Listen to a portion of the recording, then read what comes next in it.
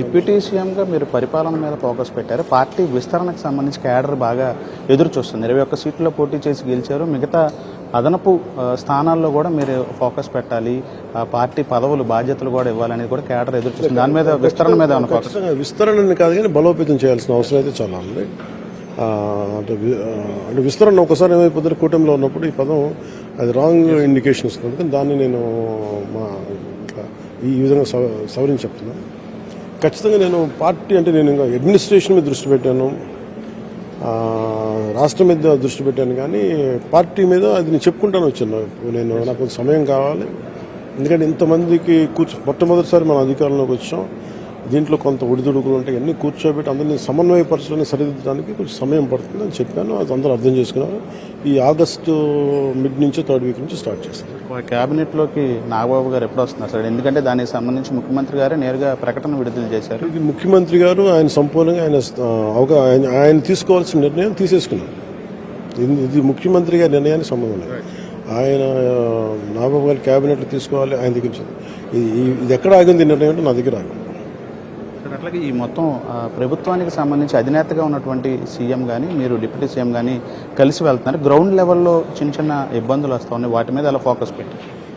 అంటే మనం ఇప్పుడు మీరు చూసారు, అంబానీ లాంటి కుటుంబంలోనే ఇద్దరు అన్నదమ్ములు కొట్టినారు, ఒకటే తల్లి పెట్టలు. అంటే కేడర్కి ఏం చెప్తారు అంటే ఇవన్నీ అంటే నిన్నదేనంటే అలాంటిది 2-3 విభిన్నమైన పార్టీలు ప్రజా సంక్షేమం కోసం, ప్రజల తాలూకు బాగు కోసం వచ్చినప్పుడు కొంత పై స్థాయి నాయకులు ఉన్నంతగా కింద స్థాయిలో అంత మెచ్యూరిటీ కనిపించింది.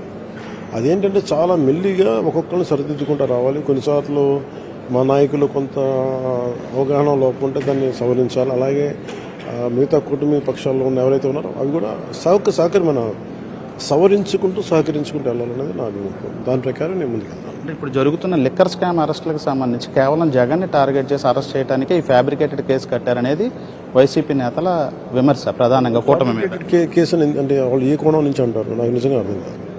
విమర్శ నేను చెప్పదలుచుకుంది ఒకటి, మీరు మద్యపాన నిషేధం చేస్తామని వచ్చారు, అసలు ప్రైవేట్ ప్లేయర్స్ని తీసేశారు. మొత్తం మీరే ప్రైవేట్ కంపెనీలకు ఇచ్చేసి మొత్తం ఏకపక్షంగా వాళ్ళు లిక్కర్ అమ్మారు.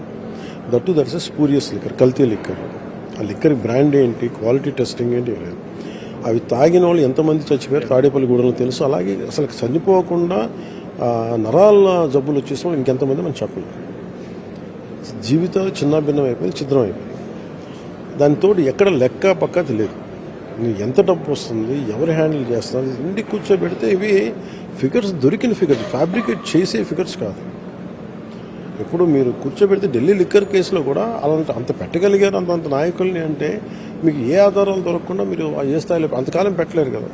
ఫాల్స్ కేసు అంటే బయటకు వచ్చేసి ఇంకోటి ఇచ్చేసి, కానీ ఇది ఇన్ని వేల కోట్లు కుంభకోణం జరిగింది. అది చూపిస్తూ ఉంది. ఇది ఏ స్థాయికి వెళ్తా నాకైతే తెలియదు. అంటే జగన్ వరకు వెళ్ళిన విచారణ అక్కడ ఆగిందనే దానికి ఏం చెప్తారు సార్ గవర్నమెంట్ నుంచి? అంటే మిగతా అందరు కీలక వ్యక్తులందరూ అరెస్ట్ చేశారు, జగన్ దగ్గరే ప్రస్తుతం విచారణ ఆగిందంటే దానికి ఏమైనా కేంద్రం నిర్ణయం రావాలి అనేది కూడా ఒక స్పెక్యులేషన్.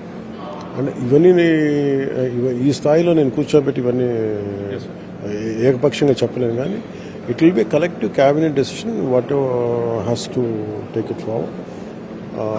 కలెక్టివ్ క్యాబినెట్ డెసిషన్ను ముఖ్యమంత్రి గారి ఆధ్వర్యంలో తీసుకొని దాన్ని కూలంకషంగా మాట్లాడుకొని అది బయటకు వస్తే తప్ప ఇది ఏదో నేను కూర్చొని జస్ట్ బికాజ్ నేను ఒక పదవిని తీసుకున్నాను కానీ నేను చెప్పే మాటలు. గతంలో మీరు అమరావతికి భూసేకరణకు సంబంధించి కొన్ని ఇష్టం లేని వాళ్ళ దగ్గర తీసుకోవద్దన్నారు. ఇప్పుడు అదనంగా భూసేకరణకు నోటిఫికేషన్ మీద విమర్శలు వస్తాం. అంటే మీరు డిప్యూటీ సీఎం హోదాలో ఏం చెప్తారు? అంటే అప్పుడు పార్టీ అధినేతగా వచ్చారు. అంటే నేను ఎప్పుడు ఒకటే నమ్మేది ఏంటంటే, మీరు భూసేకరణ జరిగినప్పుడు మీరు చాలా సాధ్యమైనంత వరకు ప్రజల అభిప్రాయాన్ని పరిగణలో తీసుకోవాలి.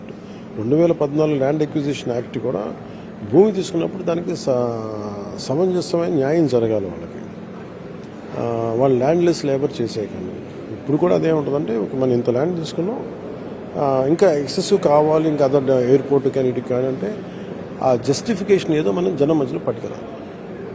ఇది చాలామంది అభిప్రాయంతో పాటు నా అభిప్రాయం కూడా చెప్పాను. ముఖ్యమంత్రి గారు అడిగారు ఏమనుకుందామంటే అభిప్రాయాలు చెప్పి దాన్ని అసలు ముందు అది ఒక కరెక్ట్గా ఎలా చెప్పాలంటే వీ హ్యావ్ డెలిబరేటెడ్ అన్నమాట. కొంత డెలిబరేషన్స్ జరిగినాయి. అంటే మేము చెప్పి ఇంకా ఫర్దర్ డెలిబరేషన్స్ చేసి దాన్ని మీరు ప్రజలందరూ కూడా స్టేక్ హోల్డర్స్ని తీసుకొచ్చి వాళ్ళ విశ్వాసం వాళ్ళకి అర్థం అవ్వాలి కదా. నేను నా భూమిని మీకు ఇచ్చేస్తానంటే వాళ్ళకి ఏముంటుంది, నా మొత్తం నా మూలాలు మీకు మీ చేతుల్లో పెడతాను, నాకు భవిష్యత్తు అని భయం రాకూడదు కదా. అదే ఆయనకి కన్సర్న్ ఉంది. అందుకనే ఆయన అమరావతి రైతాంగా నిలబడ్డారు, మేమందరం నిలబడ్డాం.